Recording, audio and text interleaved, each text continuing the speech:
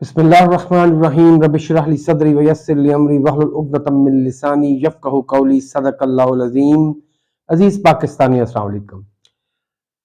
ناظرین، ویلاگ کی تفصیلات میں جانے سے پہلے میں آپ سے گزارش کروں گا کہ میرے چینل کو سبسکرائب کیجئے اور کوشش کریں کہ میرے ویلاگز کو کم سے کم 2 سے 3 منٹ ضرور سنیں، اور اگر مختلف حصوں سے سن سکتے ہیں تو میں آپ کا مشکور ہوں گا۔ اس چینل بنانے کا مقصد قطعاً بھی کوئی مالی فائدہ حاصل کرنا نہیں ہے، بلکہ یہ خاص سوچ اور نظریے کے تحت اپنے پاکستانی بھائیوں کو ملک کے حالات سے آگاہ رکھنا اور ان پر اپنا حقیر سا تجزیہ پیش کرنا ہے۔ آپ کی سبسکرپشن سے، آپ کے کمنٹ سے، آپ کے ویورشپ سے یقیناً میری حوصلہ افزائی ہوگی، میری ہمت افزائی ہوگی، اور میں انشاءاللہ اس مقصد کو مزید آگے بڑھاؤں گا۔ ناظرین، دسمبر کا مہینہ ہے اور بڑا ستمگر مہینہ ہے۔ ستمبر سے پاکستان کی بڑی تلخ یادیں وابستہ ہیں۔ یہی وہ مہینہ تھا جب پاکستان دو لخت ہوا، جب دو قومی نظریہ اپنی موت مر گیا۔ دو قومی نظریے کا مطلب تھا کہ ہندوستان میں دو قومیں آباد ہیں، ایک مسلمان اور ایک غیر مسلم، اور اسی بنیاد پر قائد اعظم اور ان کے رفقا نے ایک علیحدہ وطن کا مطالبہ کیا تھا۔ اگر پاکستان کو ایک اسلامک ڈیموکریٹک یا اسلامی جمہوریہ ریاست بنانا مقصود نہ ہوتا تو پھر پاکستان کا مطالبہ ہی اپنی وقت اور اخلاقی اور قانونی جواز کھو بیٹھتا۔ در حقیقت مسلمانوں کی علیحدہ شناخت، ان کی ہندوستان پر 1000 سال سے زائد کی حکومت اور ہندو انتہا پسندوں کی ممکنہ ہندوستان پر حکومت کے نتیجے میں قائد اعظم اور باشعور مسلمان اس نتیجے پر پہنچ چکے تھے کہ اگر ہندوستان متحدہ رہا تو اس میں مسلمانوں کے بنیادی انسانی اور مذہبی حقوق کو بری طرح پامال کیا جائے گا۔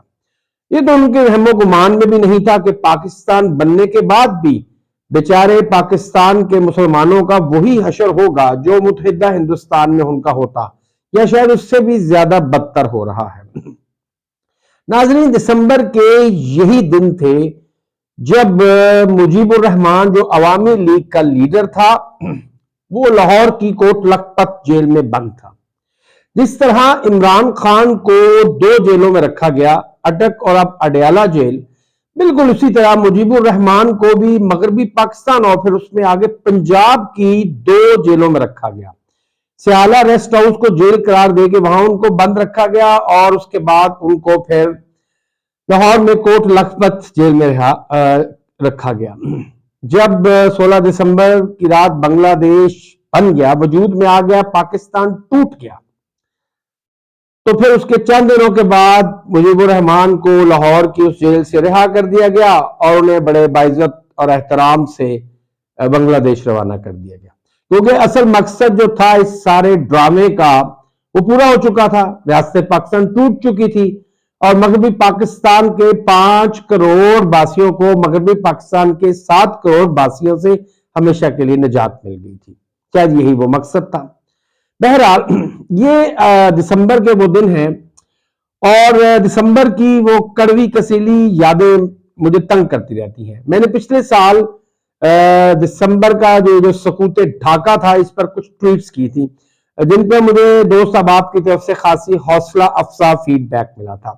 اسی سلسلے میں نے سوچا ہے کہ انشاءاللہ اگلے آنے والے چند دنوں میں دسمبر 1971 اور اس سے متصل جو پچھلے مہینے اور سال تھے ان کے بارے میں بات کروں گا کہ کیسے 2 قومی نظریہ محض 24 سال میں اپنی موت آپ مر گیا، اور اس کی پیشین گوئی مولانا ابوالکلام آزاد نے 1940s کے اوائل میں ہی کر دی تھی۔ اس سے ہمیں ان کی فہم و فراست اور دور اندیشی کا بھی بخوبی اندازہ لگایا جا سکتا ہے یا ہو سکتا ہے۔ ناظرین، میں ابھی کچھ دیر قبل اس وقت کے صدر یحییٰ خان کا ایک انٹرویو دیکھ رہا تھا۔ ماشاءاللہ جناب یحییٰ بہت اچھی انگریزی بولتے تھے۔ یہ جو آج کل ککڑ قسم کے بوٹ پالشی اس ملک پہ حکمران ہیں، جو مانگے کی ٹائیاں اور پینٹیں پہن کر اور ٹوٹی پھوٹی انگریزی بول کر سمجھتے ہیں کہ وہ شاید کسی گھامڑ گدھے کو احمق کو متاثر کر لیں گے، لیکن اس میں کوئی شک نہیں کہ جنرل یحییٰ کی جو انگریزی تھی وہ کمال کی تھی، ان کا تلفظ شاندار تھا، لگتا تھا کہ کوئی انگریز بول رہا ہے. بہت ہی اچھی تراش خراش کا انہوں نے سوٹ پہنا ہوا تھا، اور انٹرنیشنل جو صحافی تھے بی بی سی اور جو زمانے کے چینلز تھے ان کو وہ انٹرویو دے رہے تھے. یہ یقیناً دسمبر ہی کے چند دن تھے، اور جنرل یحییٰ بڑے ہی کانفیڈنس کے ساتھ بڑے پر اعتماد لہجے میں انٹرویو دے رہے تھے. سب سے پہلے تو جب ان سے پوچھا گیا کہ کیا مشرقی پاکستان میں کوئی خون خرابہ ہوا ہے، جنرل یحییٰ نے اس کو بالکل مسترد کر، انہوں نے کہا یہ جھوٹ ہے، یہ الزامات کی ایک بدترین شکل ہے اور اس سے زیادہ کچھ نہیں. ساتھ انہوں نے اعتراف کیا کہ میں سیاستدان نہیں ہوں.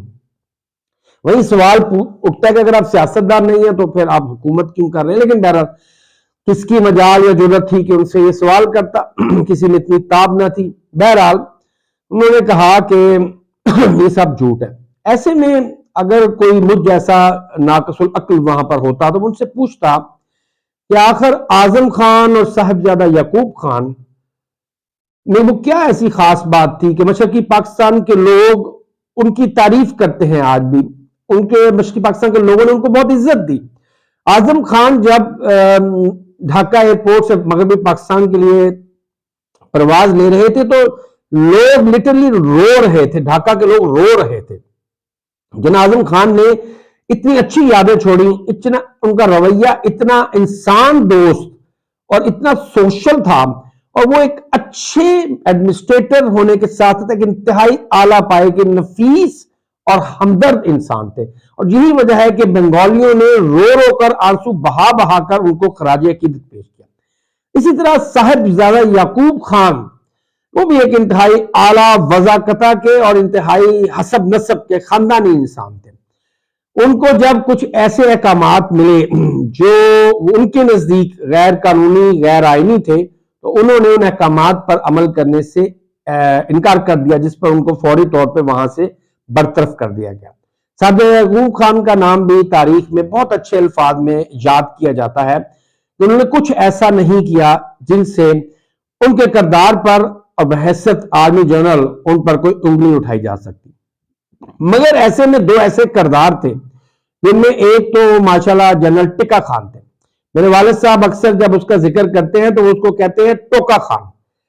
یہ ٹوکا خان اس کا نام کیوں پڑا؟ ناظرین، جنرل ٹکا نے مشرقی پاکستان میں جو کچھ کیا اس کی بنا پر صحافیوں نے اور مغربی پاکستان کے صحافیوں نے ان کا نام ٹوکا خان رکھ دیا. اب آپ خود اندازہ لگا سکتے ہیں کہ جنرل ٹکا خان کو ٹوکا خان کیوں کہا گیا ہوگا. ٹوکے سے آپ کو پتا ہے کہ پنجاب میں جو برچھی یا ٹوکا ہوتا ہے یا جس کو گنڈاسا کہتے ہیں، اس سے کیا کام کیا جاتا ہے؟ اس سے ٹکڑے ٹکڑے کرنے کا، گوشت کا اور چیزوں کے ٹکڑے ٹکڑے کرنے کا، کاٹنے کا کام لیا جاتا ہے. اور جنرل ٹکا خان کی وہی کچھ خاص خدمات تھیں جن کی بنا پر پیپلز پارٹی میں ان کو بڑی قدر و منزلت سے دیکھا جاتا تھا. بعد میں انہیں پنجاب کا گورنر بھی بنایا گیا اور وہ اپنے مرتے دم تک پیپلز پارٹی کے سر فہرست لیڈروں میں شامل رہے. اس کے بعد ہے جنرل امیر عبداللہ خان نیازی. ماشاءاللہ جنرل صاحب بھی 16 دسمبر سے ایک دو دن پہلے تک صحافیوں سے بات کرتے ہوئے بالکل کانفیڈنٹ تھے اور ان کے نزدیک سب کچھ ٹھیک تھا. Everything was okay, perfectly fine. عوام بہت خوش تھے، دودھ شہد کی نہریں بہہ رہی تھی. جنرل یحییٰ خان جب انٹرویو دے رہے تھے تو انہوں نے کہا کہ ہم نے 7 کروڑ بنگالیوں کو، مشرقی پاکستان والوں کو چند ہتھیار بند مسلح جتھوں سے بچایا ہے. وہ یہ بتانا بھول گئے تھے کہ وہ جو مکتی بانی کے جتھے تھے ان کو یقیناً ہتھیار اور تربیت ہندوستان نے مہیا کی تھی، لیکن ان کی قیادت پاکستان ملٹری اکیڈمی سے پاس آؤٹ ہونے والے کرنل عثمانی، کرنل ضیاء الرحمان اور میجر ارشاد کر رہے تھے. وہی جو بعد میں جنرل ضیاء الرحمان اور پھر جنرل ارشاد کے طور پہ بنگلہ دیش کے حکمران بھی رہے.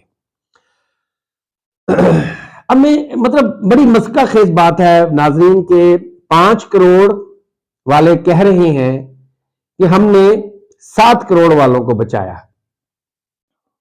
سوچیے اس پہ یعنی کہ 5 کروڑ والے سمجھدار تھے، وہ سب کچھ جانتے تھے. مطلب جنرل یحییٰ یہی فرما رہے تھے.